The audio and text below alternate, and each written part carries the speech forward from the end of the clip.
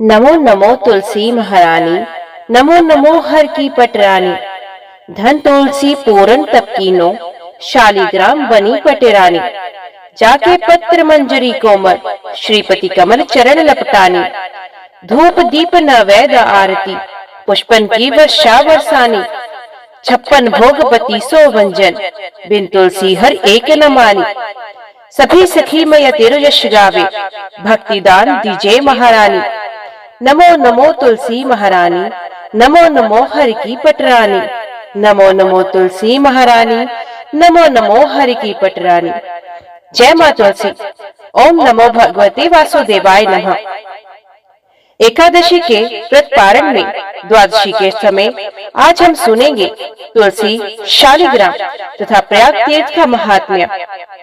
शिवजी बोले, हे नारद सुनिए, अब मैं तुलसी का महात्म्य बताता हूँ, जिसे सुनकर मनुष्य जन्म से लेकर मृत्यु पर्यंत किए हुए पाप से छुटकारा पा जाता है। तुलसी का पत्ता, फूल, फल, मूल, शाखा, शाल, तना और मिट्टी आदि सभी पावन है। जिनका मृत शरीर तुलसी काष्ठ की आग से जलाया जाता है, वे विष्णु लोक में जाते हैं। मृत पुरुष यदि अगम्यापन यदि आदि महान पापों से ग्रस्त हो तो भी तुलसी काष्ठ की अग्नि से देह का दाह संस्कार होने पर वे शुद्ध हो जाता है। जो मृत पुरुष के संपूर्ण अंगों में तुलसी का काष्ठ देकर पश्चात उसका दाह संस्कार करता है, वे भी पाप से मुक्त हो जाता है। जिसके मृत्यु के समय श्री हरि का कीर्तन और स्मरण हो तथा तुलसी की लकड़ी से उसके शरीर का दाह किया जाए, उसका पुनर्जन्म नहीं होता। यदि दाह संस्कार के समय अन्य लकड़ियों के भीतर एक भी तुलसी का काष्ठ हो तो करोड़ों पापों से युक्त होने पर भी मनुष्य की मुक्ति हो जाती है। तुलसी की लकड़ी से मिश्रित होने पर सभी काष्ठ पवित्र हो जाते हैं। तुलसी काष्ठ की अग्नि से मृत मनुष्य का दाह होता देख विष्णु दूत ही आकर उसे वैकुंठ में ले जाते हैं। यमराज के दूत उसे नहीं ले जा सकते। वे करोड़ों जन्मों के पाप से मुक्त हो भगवान विष्णु को प्राप्त होता है। जो मनुष्य तुलसी काष्ठ की अग्नि में जलाए जाते हैं, उन्हें विमान पर बैठकर वैकुंठ में जाते देख देवता उनके ऊपर पुष्पांजलि चढ़ाते हैं। ऐसे पुरुष को देखकर भगवान विष्णु और शिव संतुष्ट होते हैं तथा श्री जनार्दन उसके सामने जाकर हाथ पकड़कर उसे अपने धाम में ले जाते हैं। जिस अग्निशाला अथवा शमशान भूमि में घी के साथ तुलसी काष्ठ की अग्नि प्रज्वलित होती है, वहां जाने से मनुष्य का पातक भस्म हो जाता है। जो ब्राह्मण तुलसी काष्ठ की अग्नि में हवन करते हैं, उन्हें एक एक भात के दाने अथवा एक एक तिल में अग्निशोम यज्ञ का फल मिलता है। जो भगवान को तुलसी काष्ठ का धूप देता है, वे उसके फल स्वरूप 100 यज्ञ अनुष्ठान तथा 100 गोदान का पुण्य प्राप्त करता है। जो तुलसी की लकड़ी की आंच से भगवान का नैवेद्य तैयार करता है, उसका वह अन्न यदि थोड़ा सा भी भगवान केशव को अर्पण किया जाए तो वह मेरू के समान अन्नदान का फल देने वाला होता है। जो तुलसी काष्ठ की आग से भगवान के लिए दीपक जलाता है, उसे 10 करोड़ दीपदान का पुण्य प्राप्त होता है। इस लोक में पृथ्वी पर उसके समान वैष्णव दूसरा कोई नहीं होता। जो भगवान श्री कृष्ण को तुलसी काष्ठ का चंदन अर्पण करता तथा उनके श्री विग्रह में उस चंदन को भक्ति पूर्वक लगाता है, वह सदा श्री हरि के समीप भ्रमण करता है। जो मनुष्य अपने अंग में तुलसी की कीचड़ लगाकर श्री विष्णु का पूजन करता है, उसे एक ही दिन में 100 दिनों के पूजन का पुण्य मिल जाता है। जो पितरों के पिंड में तुलसी दल मिलाकर दान करता है, उसके दिए हुए एक दिन के पिंड से पितरों को 100 वर्षों तक तृप्ति बनी रहती है। तुलसी की जड़ की मिट्टी के द्वारा विशेष रूप से स्नान करना चाहिए। इससे जब तक वे मिट्टी शरीर में लगी रहती है, तब तक स्नान करने वाले पुरुष को तीर्थ स्नान का फल मिलता है। जो तुलसी की नई मंजरी से भगवान की पूजा करता है, उसे नाना प्रकार के पुष्पों द्वारा किए गए पूजन का फल प्राप्त होता है। जब तक सूर्य और चंद्रमा है तब तक वे उसका पुण्य भोगता है। जिस घर में तुलसी वृक्ष का बगीचा है उसके दर्शन और स्पर्श से भी ब्रह्म हत्या आदि सारे पाप नष्ट हो जाते हैं। जिस घर, गांव अथवा वन में तुलसी का वृक्ष हो वहाँ जगदीश्वर श्री विष्णु प्रसन्नचित होकर निवास करते हैं। उस घर में दरिद्रता नहीं रहती और बंधुओं से वियोग नहीं होता। जहाँ तुलसी विराजमान होती है वहाँ दुख, भय और रोग नहीं ठहरते। यहाँ तो तुलसी सर्वत्र ही पवित्र होती है, किंतु पुण्य क्षेत्र में वे अधिक पावन मानी गई है। भगवान के समीप पृथ्वी तल पर तुलसी को लगाने से सदा वैकुंठ धाम की प्राप्ति होती है। तुलसी द्वारा भक्ति पूर्वक पूजित होने पर शांति कारक भगवान श्री हरि भयंकर उत्पात रोगों तथा अनेक दुर्मित का नाश भी करते हैं। जहाँ तुलसी की सुगंध लेकर हवा चलती है वहाँ की 10 दिशाएं और चारों प्रकार के जीव पवित्र हो जाते हैं। मुनिश्रेष्ठ, जिस ग्रह में तुलसी के मूल की मिट्टी मौजूद है वहाँ संपूर्ण देवता तथा कल्याण में भगवान श्री हरि सर्वदा स्थित रहते हैं। ब्राह्मण तुलसी वन की छाया जहाँ जहाँ जाती हो वहाँ पितरों की तृप्ति के लिए तर्पण करना चाहिए।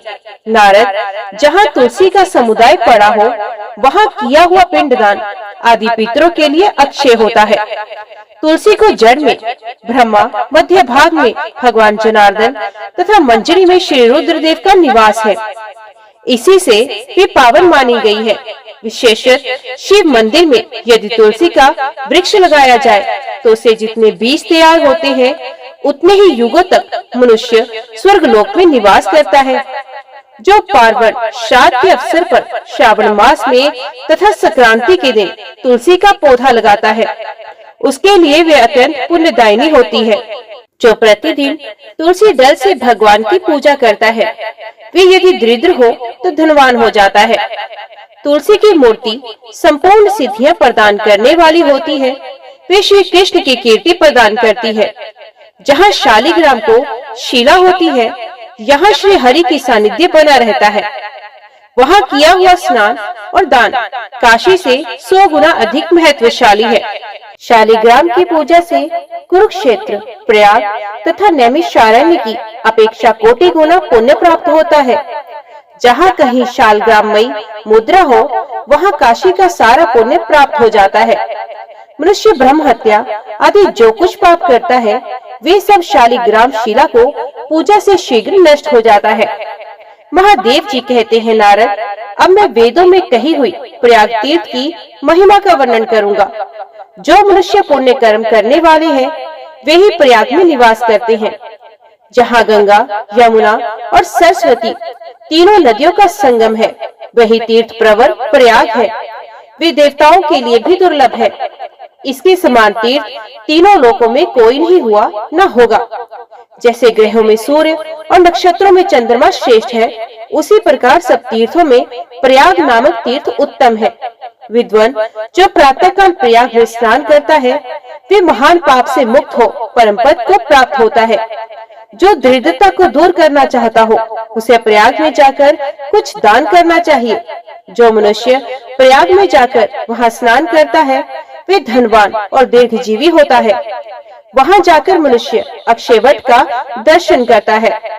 उसके दर्शन मात्र से ब्रह्म हत्या का पाप नष्ट होता है। उसे आदिवट कहा गया है। कल्पांत में भी उसका दर्शन होता है। उसके पत्र पर भगवान विष्णु शयन करते हैं, इसलिए वे अविनाशी माना गया है। विष्णु भक्त मनुष्य प्रयाग में अक्षय वट का पूजन करते हैं।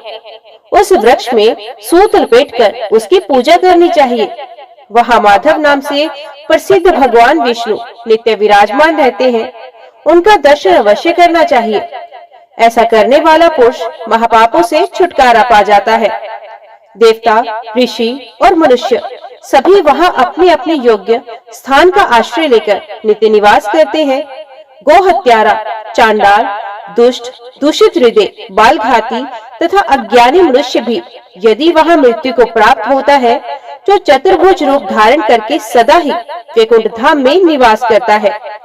जो मानव प्रयाग में माघ स्नान करता है उसे प्राप्त होने वाले पुण्य फल की कोई गणना नहीं है। भगवान नारायण प्रयाग में स्नान करने वाले पुरुषों को भोग और मोक्ष प्रदान करते हैं। जैसे ग्रहों में सूर्य और नक्षत्रों में चंद्रमा श्रेष्ठ है, उसी प्रकार महीनों में माघ मास श्रेष्ठ है। ये सभी कर्मों के लिए उत्तम है। विद्वान, ये माघ मकर का योग चराचर त्रिलोकी के लिए दुर्लभ है। जो इसमें यत्न पूर्वक 7, 5 अथवा 3 दिन भी प्रयाग स्नान करता है उसका अभय उदय होता है। मनुष्य आदि चराचर जीव प्रयाग तीर्थ का सेवन करके वैकुंठ लोक को प्राप्त होते हैं। दिव्य लोक में रहने वाले जो वशिष्ठ और सनकादि ऋषि हैं, वे भी प्रयाग तीर्थ का बारंबार सेवन करते हैं। विष्णु, रुद्र और रुद्र इंद्र भी तीर्थ प्रवर प्रयाग में निवास करते हैं। प्रयाग में दान और नियमों के पालन की प्रशंसा होती है। वहाँ स्नान और जलपान करने से पुनर्जन्म नहीं होता। नारद जी बोले, हे भगवान, आपकी कृपा से मैंने तुलसी के महात्म्य का श्रवण किया। अब त्रिरात्र तुलसी व्रत का वर्णन कीजिए। महादेव जी ने कहा, विद्वान, तुम बड़े बुद्धिमान हो। सुनो, ये व्रत बहुत पुराना है। इसका श्रवण करके मनुष्य निश्चय ही सब पापों से मुक्त हो जाता है। नारद, व्रत करने वाला पुरुष शुक्ल पक्ष की नवमी तिथि को नियम ग्रहण करे, पृथ्वी पर सोए और इंद्रियों को काबू रखे। त्रिव्रत करने के उद्देश्य से वे शोचनाश से शुद्ध हो, मन को संयम में रखते हुए प्रतिदिन रात को नियम पूर्वक तुलसी वन के समीप शयन करे। मध्याह्न काल में नदी आदि के निर्मल जल में स्नान करके विधि पूर्वक देवताओं और पितरों का तर्पण करे। इस व्रत में पूजा के लिए लक्ष्मी और श्री विष्णु को स्वर्णमयी प्रतिमा बनवानी चाहिए तथा उनके लिए 2 वस्त्र भी तैयार करा लेने चाहिए। वस्त्र पीत और श्वेत वर्ण के हों। व्रत के आरंभ में विधि पूर्वक नवग्रह शांति कराएं। उसके बाद चरु पकाकर उसके द्वारा श्री विष्णु देवता की प्रीति के लिए हवन करें। द्वादशी के दिन देव देवेश्वर भगवान की यत्न पूर्वक पूजा करके विधि के अनुसार कलश स्थापना करे। कलश शुद्ध हो और टूटा फूटा ना हो। उसमें पंचरत्न, 5 पल्लव तथा औषधियाँ पड़ी हों। कलश के ऊपर एक पात्र रखें और उसके भीतर लक्ष्मी जी के साथ भगवान विष्णु को प्रतिमा भी विराजमान करें। फिर वैदिक और पौराणिक मंत्रों का उच्चारण करते हुए तुलसी वृक्ष के मूल में भगवत प्रतिमा की स्थापना करें। तुलसी की वाटिका को केवल जल से सींचे। फिर देवाधिदेव जगत गुरु भगवान को पंचामृत से स्नान कराकर इस प्रकार कहें, जिनके रूप का कहीं अंत नहीं है, संपूर्ण विश्व जिनका स्वरूप है, जो गर्भ रूप जल में स्थित होकर लोक सृष्टि का भरण पोषण करते हैं और माया से ही रूपवान होकर समस्त संसार की सृष्टि करते हैं। वे देवाधिदेव परमेश्वर मुझ पर प्रसन्न हो। हे अच्युत, हे देवेश्वर, हे तेजपुंज जगदीश्वर, यहाँ पधारिए। आप सदा ही अज्ञान अंधकार का नाश करने वाले हैं। इस भव सागर से मेरी रक्षा कीजिए। पंचामृत और चंदन युक्त जल से भली भांति नहाकर गंगा आदि नदियों के जल से स्नान किए हुए भगवान अनंत मुझ पर प्रसन्न हो। भगवान, मैंने चंदन, अगरजा, कपूर और केसर आदि का सुगंधित अंगराग भक्ति पूर्वक अर्पण किया है। आप श्री लक्ष्मी जी के साथ इसे स्वीकार करें। नरक के समुद्र से तारने वाले नारायण, आपको नमस्कार है। त्रिलोकीनाथ, मैं आपको पवित्र वस्त्र अर्पण करता हूँ। दामोदर, आपको नमस्कार है। भव सागर से मेरी रक्षा कीजिए। पुरुषोत्तम, मैंने ब्रह्म सूत्र अर्पण किया, आप इसे ग्रहण कीजिए। प्रभु, मैंने मालती आदि के सुगंधित पुष्प सेवा में प्रस्तुत किए हैं। देवेश्वर, आप इन्हें प्रसन्नता पूर्वक स्वीकार करें। नाथ, भक्ष्य भोज्य पदार्थों से युक्त नैवेद्य स्वीकार कीजिए। परमेश्वर, ये सब रसों से संपन्न है, इसे ग्रहण करें। देवेश्वर, मैंने सुपारी, पान के पत्ते और कपूर आपकी सेवा में भेंट किए हैं, आप ये बीड़ा स्वीकार करें। तत्पश्चात भक्ति पूर्वक धूप, अगर तथा घी मिलाया हुआ गुगल इनकी आहुति देकर भगवान को सुंघाएं। इस प्रकार पूजा करनी चाहिए। घी का दीपक जलाना चाहिए। मुनि श्रेष्ठ एकाग्रचित हो भगवान श्री लक्ष्मी नारायण के सामने तथा तुलसी वन के समीप नाना प्रकार का दीपक सजाना चाहिए। चक्रधारी देवाधिदेव विष्णु को प्रतिदिन अर्घ्य भी देना चाहिए। पुत्र प्राप्ति के लिए नवमी को नारियल का अर्घ्य देना उत्तम है। धर्म, काम तथा अर्थ तीनों की सिद्धि के लिए दशमी को बिजली का अर्घ्य अर्पण करना उचित है तथा एकादशी को अनार से अर्घ्य देना चाहिए। इससे सदा दरिद्रता का नाश होता है। नारद बांस के पात्र में सप्त धान्य रखकर उसमें 7 फल रखें, फिर तुलसी दल, फूल एवं सुपारी डालकर उस पात्र को वस्त्र से ढक दे। तत्पश्चात उसे भगवान के सम्मुख निवेदन करें। हे विपेंद्र, अर्घ्य मंत्र से देना चाहिए। इसे एकाग्रचित होकर सुनिए। हे देव, आप तुलसी जी के साथ मेरे दिए हुए इस शंखयुक्त अर्घ्य को ग्रहण कीजिए। हे देवादिदेव, आपको नमस्कार है। इस प्रकार लक्ष्मी सहित देवेश्वर भगवान विष्णु की पूजा करके व्रत की पूर्ति के निमित्त उन देव देवेश्वर से प्रार्थना करनी चाहिए। देवेश्वर, मैंने काम क्रोध से रहित होकर इस व्रत के द्वारा उपवास किया है। हे देवेश, आप ही मेरे शरणदाता हैं। देव जनार्दन, इस व्रत को ग्रहण करके मैंने इसके जिस अंग की पूर्ति ना की हो वे सब आपके प्रसाद से पूर्ण हो जाए। कमल नयन, आपको नमस्कार है। जलशाई नारायण, आपको प्रणाम है। केशव, आपके ही प्रसाद से मैंने इस व्रत का अनुष्ठान किया। अज्ञान अंधकार का विनाश करने वाले केशव, आप इस व्रत से प्रसन्न होकर मुझे ज्ञान दृष्टि प्रदान करें। तदंतर रात में जागरण, दान तथा पुस्तक का स्वाध्याय करें।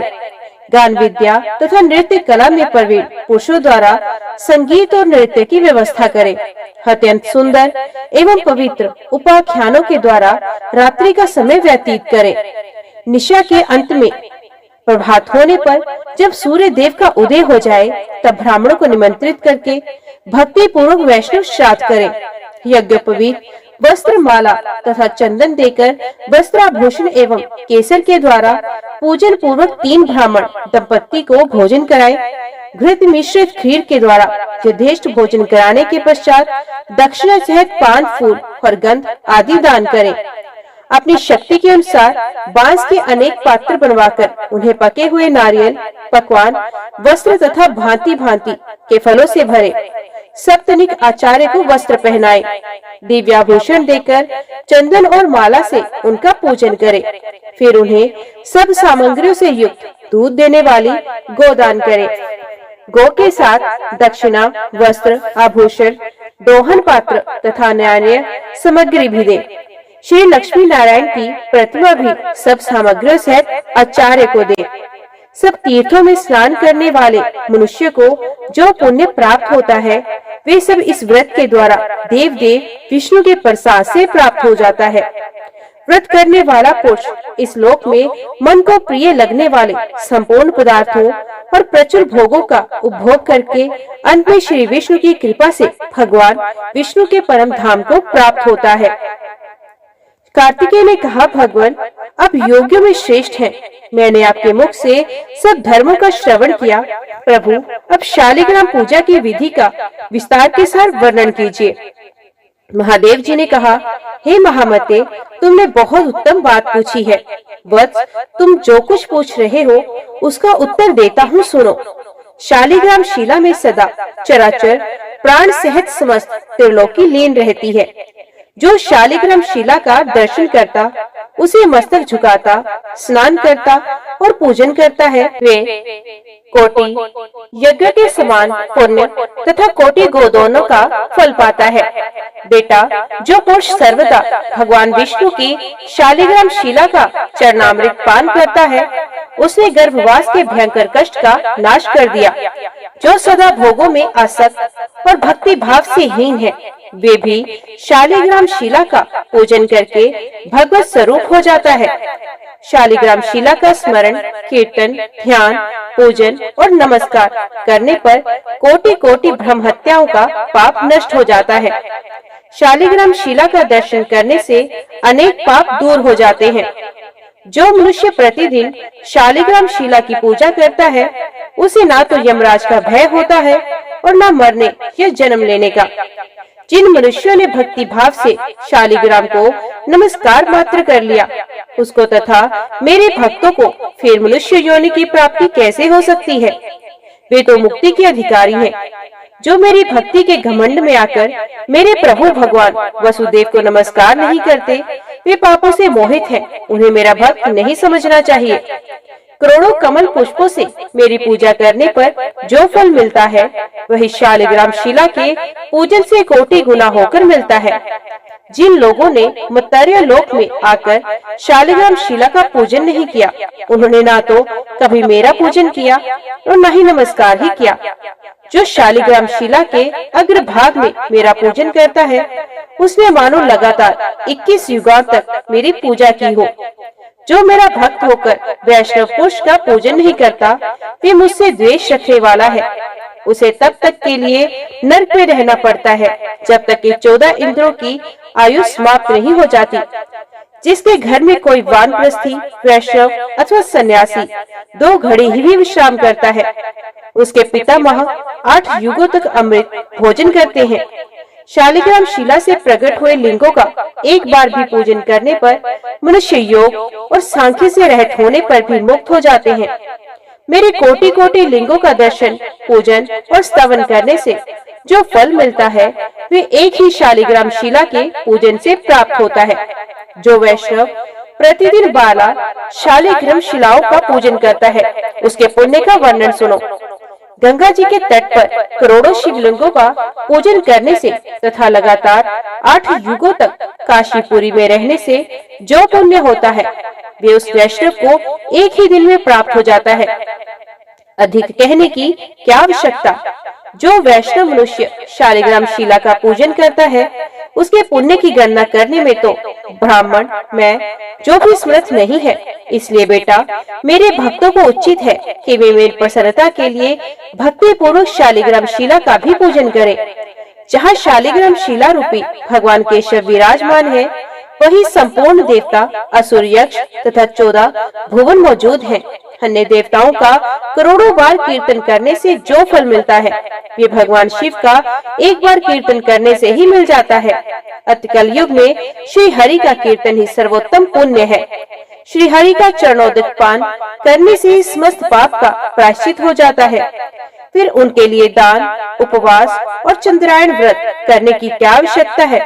बेटा सकल, अन्य सभी शुभ कर्मों में फलों का माप है, किंतु शालिग्राम शिला के पूजन से जो फल मिलता है, उसका कोई माप नहीं। जो विष्णु भक्त ब्राह्मण को शालिग्राम शिला का दान करता है, उसने मानो 100 यज्ञ द्वारा भगवान का यजन कर लिया हो। जो शालिग्राम शिला के जल से अपना अभिषेक करता है, उसने संपूर्ण तीर्थों में स्नान कर लिया और समस्त यज्ञों की दीक्षा ले ली। जो प्रतिदिन भक्ति पूर्वक एक एक सेर तिल का दान करता है, वे शालिग्राम शिला के पूजन मात्र से उस फल को प्राप्त कर लेता है।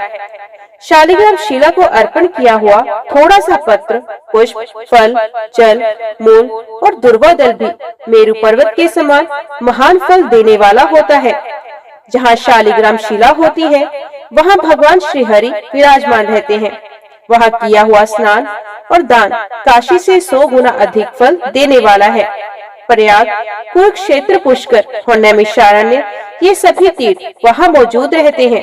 अतः वहाँ उन तीर्थों की अपेक्षा कोटि गुना अधिक पुण्य होता है।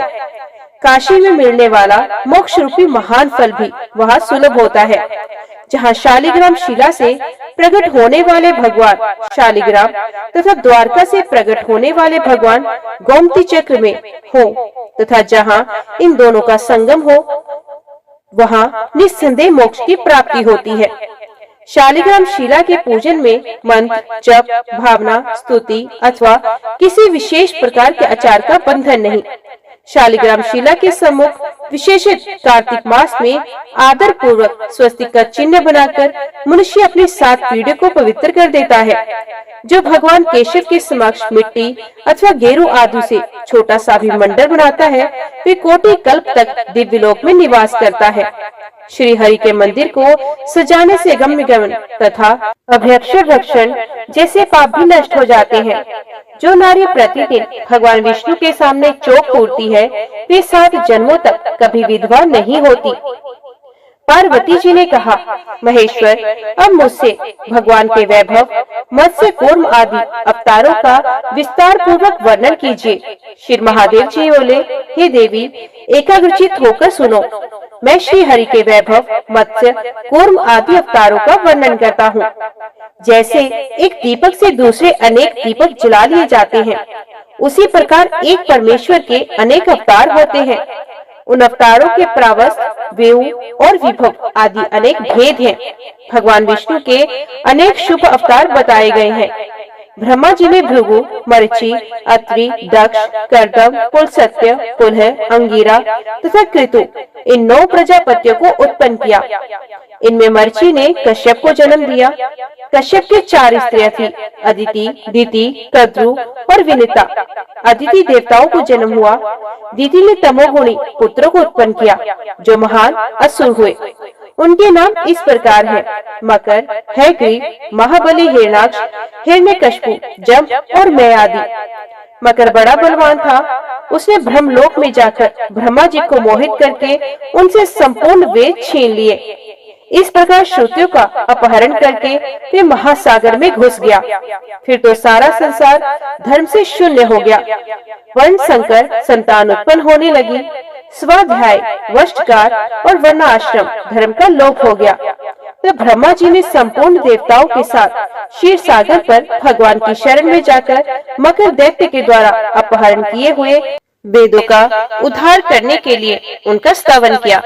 श्री महादेव जी कहते हैं, पार्वती, ब्रह्मा जी के इस प्रकार प्रार्थना करने पर संपूर्ण इंद्रियों के स्वामी परमेश्वर श्री विष्णु मत्स्य रूप धारण करके महासागर में प्रविष्ट हुए। उन्होंने इस अत्यंत भयंकर मकर नामक दैत्य को उनके अग्रभाग से विदीर्ण करके मार डाला और अंग उपांगों सहित संपूर्ण वेदों को लेकर ब्रह्मा जी को समर्पित कर दिया। इस प्रकार उन्होंने मत्स्य अवतार के द्वारा संपूर्ण देवताओं की रक्षा की। वेदों को लाकर श्री हरि ने तीनों लोकों का भय दूर किया, धर्म की प्राप्ति कराई और देवताओं तथा सिद्धों के मुख से अपनी स्तुति सुनते हुए वे वहां से अंतर्ध्यान हो गए। प्रिय, अब मैं श्री विष्णु के कूर्म अवतार संबंधी विश्व वंदित वैभव का वर्णन करता हूँ। महर्षि अत्रि के पुत्र दुर्वासा बड़े ही तेजस्वी मुनि हुए। वे महान तपस्वी हुए, अत्यंत क्रोधी तथा संपूर्ण लोगों को क्षोभ में डालने वाले। एक समय की बात है, वे देवराज इंद्र से मिलने के लिए स्वर्गलोक में गए।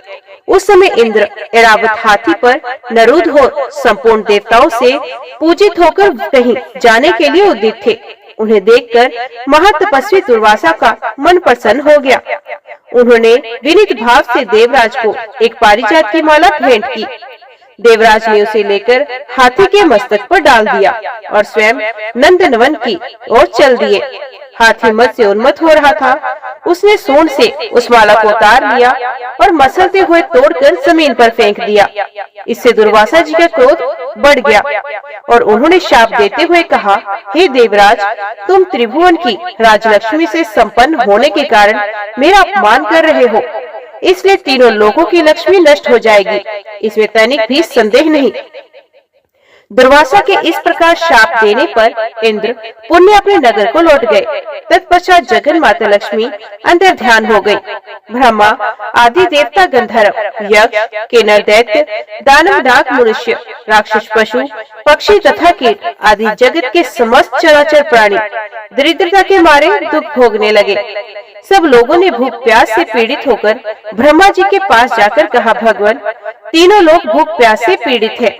आप सब लोगों के स्वामी और रक्षक हैं, अतः हम आपकी शरण में आए हैं। हे देवेश, आप हमारी रक्षा कीजिए। ब्रह्मा जी बोले, देवता, दैत्य, गंधर्व और मनुष्य आदि प्राणियों, सुनो। इंद्र के अनाचार से ही ये सारा संकट उपस्थित हुआ है। उन्होंने अपने बर्ताव से महात्मा दुर्वासा को कुपित कर दिया। उनके क्रोध से आज तीनों लोगों का नाश हो रहा है। जिनकी कृपा कटाक्ष से सब लोग सुखी होते हैं, वे जगन माता महालक्ष्मी अंतर्ध्यान हो गई हैं। जब तक वे अपनी कृपा दृष्टि से नहीं देखेंगी, तब तक सब लोग दुखी ही रहेंगे। इसलिए हम सब लोग चलकर क्षीर सागर में विराजमान सनातन देव भगवान नारायण की आराधना करते हैं। उनके प्रसन्न होने पर ही संपूर्ण जगत का कल्याण होगा। ऐसा निश्चय कर ब्रह्मा जी संपूर्ण देवताओं और भृगु आदि महर्षियों के साथ क्षीर सागर पर गए और विधि पूर्वक पुरुष सूक्त के द्वारा उनकी आराधना करने लगे। उन्होंने अनचित होकर अष्टाक्षर मंत्र का जप और पुरुष सूक्त का पाठ करके परमेश्वर का ध्यान करते हुए उनके लिए हवन किया तथा दिव्य स्तोत्रों से स्तवन और विधिवत नमस्कार किया। इससे प्रसन्न होकर भगवान ने सब देवताओं को दर्शन दिया और कृपा पूर्वक कहा, देवगण, मैं वर देना चाहता हूँ, तुम लोग इच्छा अनुसार मांग सकते हो। ये सुनकर ब्रह्मा आदि संपूर्ण देवता हाथ जोड़कर बोले, भगवान, दुर्वासा मुनि के शाप से तीनों लोग संपत्तिहीन हो गए हैं। पुरुषोत्तम, इसलिए हम आपकी शरण में आए हैं। श्री भगवान बोले, हे देवताओं, अत्रि कुमार दुर्वासा मुनि के शाप से भगवती लक्ष्मी अंतर ध्यान हो गई हैं। तुम लोग मंदराचल पर्वत को उखाड़कर क्षीर समुद्र में रखो और उसे मथानी बनाकर नागराज वासुकी को रस्सी की तरह उसे लपेट दो। फिर दैत्य, गंधर्व और दानवों के साथ मिलकर समुद्र का मंथन करो। तत्पश्चात जगत रक्षा के लिए लक्ष्मी प्रकट होंगी। उनकी कृपा दृष्टि पड़ते ही तुम लोग महान सौभाग्यशाली हो जाओगे, इसमें तनिक भी संदेह नहीं। मैं ही कूर्म रूप से मंदराचल को अपनी पीठ पर धारण करूंगा तथा मैं ही संपूर्ण देवताओं में प्रवेश करके अपनी शक्ति से उन्हें बलिष्ठ करूंगा। भगवान के ऐसा कहने पर ब्रह्मा आदि संपूर्ण देवता उन्हें साधुवाद देने लगे। उनकी स्तुति सुनते हुए भगवान अच्युत वहां से अंतर्ध्यान हो गए।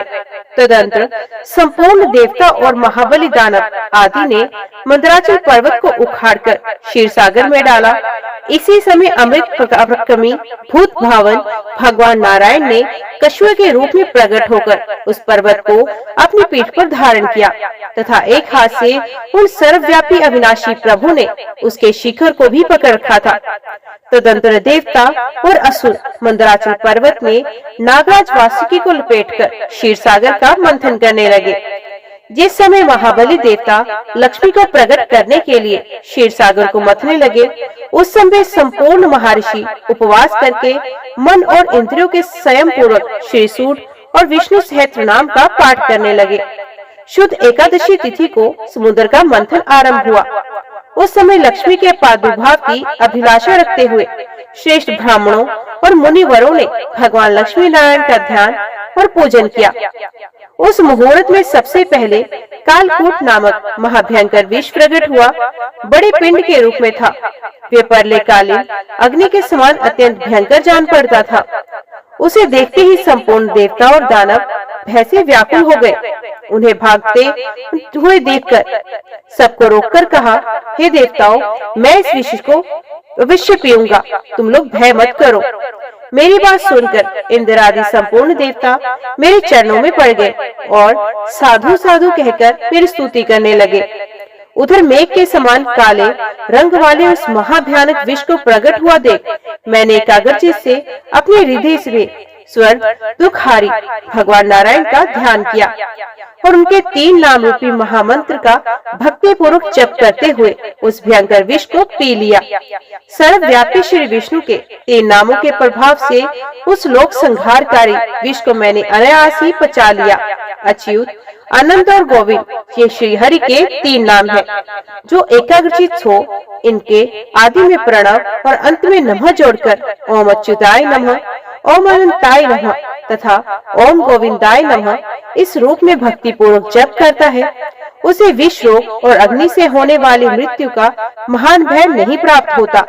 जो इस 3 नाम रूपी महामंत्र का एकाग्रता पूर्वक जप करता है, उसे काल और मृत्यु से भी भय नहीं होता। फिर दूसरों से भय होने की तो बात ही क्या। देवी, इस प्रकार मैंने 3 नामों के ही प्रभाव से विष का पान किया था। तत्पश्चात समुद्र मंथन करने पर लक्ष्मी जी की बड़ी बहन दरिद्रता देवी प्रकट हुई। वे लाल वस्त्र पहने हुए थी। उन्होंने देवताओं से पूछा, मेरे लिए क्या आज्ञा है? तब देवताओं ने उनसे कहा, जिनके घर में प्रतिदिन कलह होता है, वहीं हम तुम्हें रहने के लिए स्थान देते हैं। तुम अमंगल को साथ लेकर उन्हीं के घरों में जाकर बसो, जहाँ कठोर भाषण किया जाता है, जहाँ के रहने वाले सदा झूठ बोलते हैं तथा जो मलिन अंतकरण वाले पापी संध्या के समय सोते हो, उन्हीं के घर में दुख और दरिद्रता प्रदान करती हुई तुम नित्य निवास करो। महादेवी, जो खोटी बुद्धि वाला मनुष्य पैर धोए बिना ही आचमन करता है, उस पाप परायण मानव की ही तुम सेवा करो। कलह प्रिय दरिद्रता देवी को इस प्रकार आदेश देकर संपूर्ण देवताओं ने एकाग्रचित हो पुण्य खीर सागर का मंथन शुरू किया। तब सुंदर नेत्रों वाली वारुणी देवी प्रकट हुई, जिसे नागराज अनंत ने ग्रहण किया। तदंतर समस्त शुभ लक्षणों से सुशोभित और सब प्रकार के आभूषणों से विभूषित एक स्त्री प्रकट हुई, जिसे गरुड़ ने अपनी पत्नी बनाया। इसके बाद दिव्य अप्सराएं और महातेजस्वी गंधर्व उत्पन्न हुए, जो अत्यंत रूपवान और सूर्य, चंद्रमा तथा अग्नि के समान तेजस्वी थे। तत्पश्चात ऐरावत हाथी, उच्च श्रवा नामक अश्व, धन्वंतरी वैद्य, पारिजात वृक्ष और संपूर्ण कामनाओं को पूर्ण करने वाली सुरभि गो का प्रादुर्भाव हुआ। इन सबको देवराज इंद्र ने बड़ी प्रसन्नता के साथ ग्रहण किया।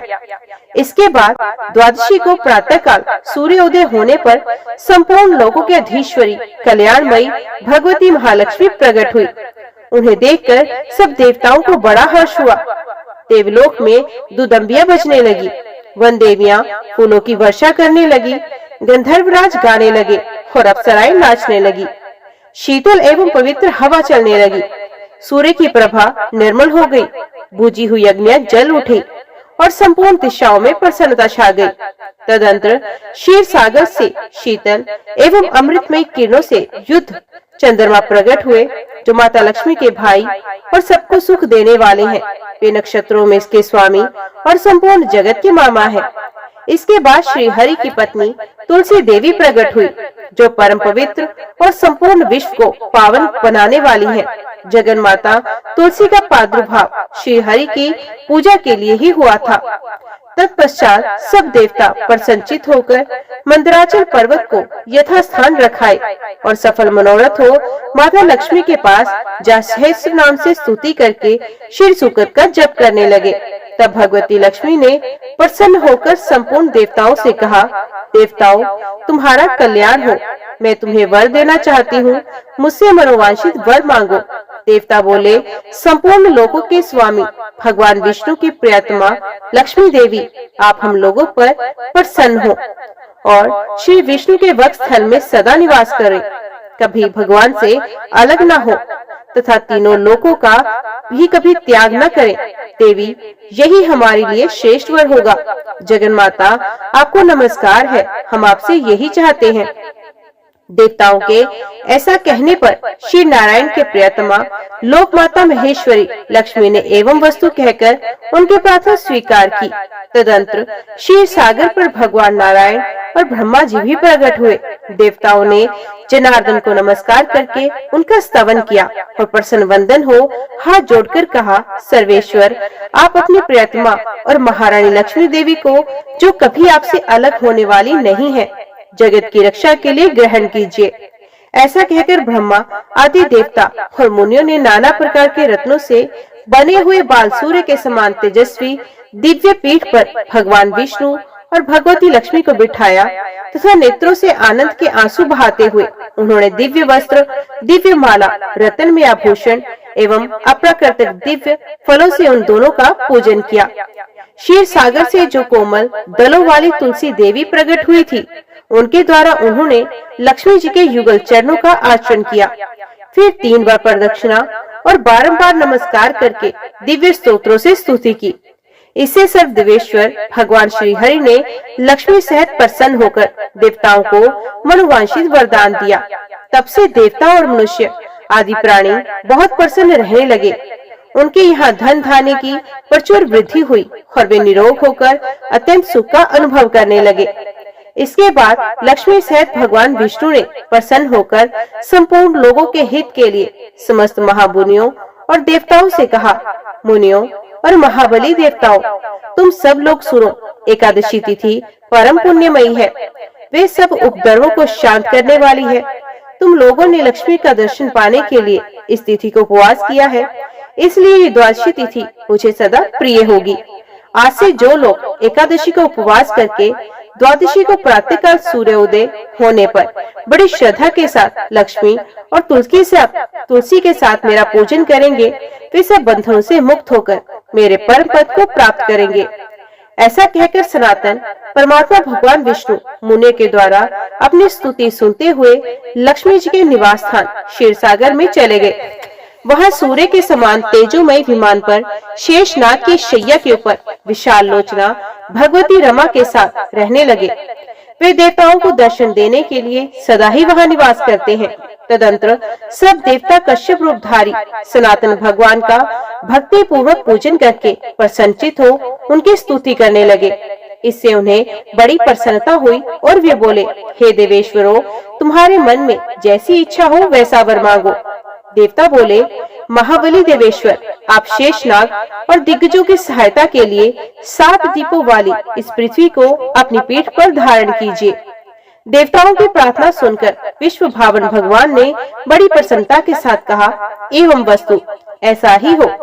तब से उन्होंने 7 दीपों सहित पृथ्वी को अपनी पीठ पर धारण किया। तदंतर महर्षियों सहित देवता, गंधर्व, दैत्य, दानव तथा मानव भगवान की आज्ञा ले अपने अपने लोक को चले गए। तब से ब्रह्मा आदि देवता, सिद्ध मनुष्य, योगी तथा मुनि श्रेष्ठ भगवान की आज्ञा मानकर बड़ी भक्ति के साथ एकादशी तिथि को उपवास और द्वादशी तिथि को भगवान का पूजन करने लगे। ब्राह्मणों ने कहा, गुरुदेव, हमने आपके मुख से तुलसी के पत्र और पुष्प का शुभ महात्म्य सुना, जो भगवान श्री विष्णु को बहुत ही प्रिय है। अब हम लोग तुलसी के पुण्य में स्तोत्र का श्रवण करना चाहते हैं। व्यास जी बोले, ब्राह्मणों, पहले सकन पुराण में मैं जो कुछ बतला आया हूँ वही यहाँ कहता हूँ। शतानंद मुनि के शिष्य कठोर व्रत का पालन करने वाले थे। उन सब ने एक दिन अपने गुरु को प्रणाम करके पूर्ण पुण्य और हित की बात पूछी। शिष्यों ने कहा, हे नाथ, ब्रह्मवेत्ताओं में श्रेष्ठ, आपने पूर्व काल में ब्रह्मा जी के मुख से तुलसी जी की जिस स्तोत्र का श्रवण किया था उसका हम आपसे सुनना चाहते हैं। शतानंद जी बोले, शिष्यगण, तुलसी का नाम उच्चारण करने पर असुरों का दर्प दलन करने वाले भगवान श्री विष्णु प्रसन्न होते हैं। मनुष्य के पाप नष्ट हो जाते हैं तथा उसे अक्षय पुण्य की प्राप्ति होती है। जिसके दर्शन मात्र से करोड़ों गोदान का फल होता है, उस तुलसी का पूजन और वंदन लोग क्यों न करें। कलयुग के संसार में वे मनुष्य धन्य हैं, जिनके घर में शालिग्राम शिला का पूजन संपन्न करने के लिए प्रतिदिन तुलसी का वृक्ष भूतल पर लहलहाता रहता है। जो कलयुग में भगवान श्री केशव की पूजा के लिए पृथ्वी पर तुलसी का वृक्ष लगाते हैं, उन पर यदि यमराज अपने किंकरों सहित रुष्ट हो जाए तो भी वे उनका क्या कर सकते हैं। तुलसी, तुम अमृत उत्पन्न हो और केशव को सदा ही प्रिय हो। कल्याणी, मैं भगवान की पूजा के लिए तुम्हारे पत्तों को चुनता हूँ। तुम मेरे लिए वरदायिनी बनो। तुम्हारे श्रीअंगों से उत्पन्न होने वाले पत्रों और मंजरियों द्वारा मैं सदा ही जिस प्रकार श्री हरि का पूजन कर सकूं वैसा उपाय करो। पवित्रांगी तुलसी, तुम कलिमल का नाश करने वाली हो। इस भाव के मंत्रों से जो तुलसी दलों को चुनकर उनसे भगवान वसुदेव का पूजन करता है, उसकी पूजा का करोड़ गुना फल होता है। देवेश्वरी, बड़े बड़े देवता भी तुम्हारे प्रभाव का गायन करते हैं। मुनि, सिद्ध, गंधर्व, पाताल निवासी, साक्षात नागराज शेष तथा संपूर्ण देवता भी तुम्हारे प्रभाव को नहीं जानते। केवल भगवान श्री विष्णु ही तुम्हारी महिमा को पूर्ण रूप से जानते हैं। जिस समय श्री समुद्र के मंथन का उद्योग प्रारंभ हुआ था, उस समय श्री विष्णु के अंधकाश से तुम्हारा प्रादुर्भाव हुआ था। पूर्व काल में श्री हरि ने तुम्हें अपने मस्तक पर धारण किया। देवी, उस समय श्री विष्णु के शरीर का संपर्क पाकर तुम परम पवित्र हो गई थी। तुलसी, मैं तुम्हें प्रणाम करता हूँ। तुम्हारे श्रीअंग से उत्पन्न पत्रों द्वारा जिस प्रकार श्री हरि की पूजा कर सकूं, ऐसी कृपा करो जिससे मैं निर्विघ्नता पूर्वक परम गति को प्राप्त हूँ। साक्षात श्री कृष्ण ने तुम्हें गोमती तट पर लगाया और बढ़ाया था। वृंदावन में विचरते समय संपूर्ण जगत और गोपियों के हित के लिए तुलसी का सेवन किया।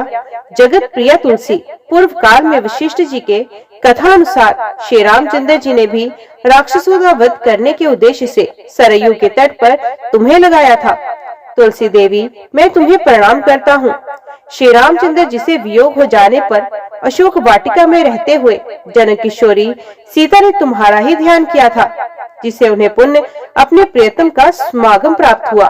पूर्व काल में हिमालय पर्वत पर भगवान शंकर की प्राप्ति के लिए पार्वती देवी ने तुम्हें लगाया और अपनी अभीष्ट सिद्धि के लिए तुम्हारा सेवन किया। तुलसी देवी, मैं तुम्हें नमस्कार करता हूँ। संपूर्ण देवांगनाओं और किन्नरों ने भी दुष्स्वप्न का नाश करने के लिए नंदन वन में तुम्हारा सेवन किया था। देवी, मैं तुम्हें नमस्कार करता हूँ। धर्मरायण, गया में साक्षात पितरों ने तुलसी का सेवन किया था। दंडकारण्य में भगवान श्री रामचंद्र ने अपने हित साधन की इच्छा से परम पवित्र तुलसी का वृक्ष लगाया तथा लक्ष्मण और सीता ने भी बड़ी भक्ति के साथ उसे पोसा था। जिस प्रकार शास्त्रों में गंगा जी को त्रिभुवन व्यापिनी कहा गया, उसी प्रकार तुलसी देवी भी संपूर्ण चराचर जगत में दृष्टिगोचर होती हैं। तुलसी का ग्रहण करके मनुष्य पातकों से मुक्त हो जाता है और तो और मुनीश्वरों, तुलसी के सेवन से ब्रह्म हत्या भी दूर हो जाती है। तुलसी के पत्ते से टपकता हुआ जल जो अपने सर पर धारण करता है, उसे गंगा स्नान और 10 गोदान का फल प्राप्त होता है। देवी, मुझ पर प्रसन्न हो। हे देवेश्वरी, हे हरि प्रिय, मुझ पर प्रसन्न हो जाओ। क्षीर सागर के मंथन से प्रकट हुई तुलसी देवी, मैं तुम्हें प्रणाम करता हूँ। द्वादशी की रात्रि में जागरण करके जो इस तुलसी स्तोत्र का पाठ करता है, भगवान श्री विष्णु उसके 32 अपराध क्षमा करते हैं। बाल्यावस्था, कुमार अवस्था, जवानी और बुढ़ापे में जितने पाप किए होते हैं, ये सब तुलसी स्तोत्र के पाठ से नष्ट हो जाते हैं। तुलसी के स्तोत्र से संतुष्ट होकर भगवान सुख और अभय उदय प्रदान करते हैं। जिस घर में तुलसी का स्तोत्र लिखा हुआ विद्यमान रहता है, उसका कभी अशुभ नहीं होता, उसका सब कुछ मंगलमय होता है, किंचित भी अमंगल नहीं होता। उसके लिए सदा सुकाल रहता है। वह घर प्रचुर धन धान्य से भरा रहता है। तुलसी स्तोत्र का पाठ करने वाले मनुष्य के हृदय में भगवान श्री विष्णु के प्रति अविचल भक्ति होती है तथा उसका वैष्णवों से कभी वियोग नहीं होता है।